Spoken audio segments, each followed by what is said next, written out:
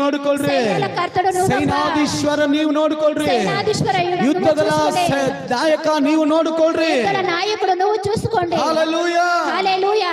ಓದ್ರಿ 2 ಸಾಮುವೇಲ ಪುಸ್ತಕ 7ನೇ ಅಧ್ಯಾಯ 26ನೇ ವಾಕ್ಯದಲ್ಲಿ. 2 ಸಾಮುವೇಲ ಪುಸ್ತಕ 2ನೇ ಅಧ್ಯಾಯ 26ನೇ ವಚನದಲ್ಲಿ ಆడ ದಾವೀದುడు చెప్తాడు, ಸೈನ್ಯಗಳ ತಂದೆಯಾಗಿದ್ದಿ, నువ్వు సైన్యముల తండ్రి అయినావు, ಸೇನಾಧೀಶ್ವರನಾಗಿದ್ದಿ. నువ్వు సైనాధీశ్వరుడైనావు. ಆ ಸೇನಾಧೀಶ್ವರನು ಎಲ್ಲಾ ರೀತಿಯಾಗಿ ನಮ್ಮ ನಡೆಸುವ ದೇವರಾಗಿದ್ದಾನೆ. ಆ సైనాధీశ్వర దేవుడు మమ్మల్ని నడిపించే దేవుడు అయినాడు.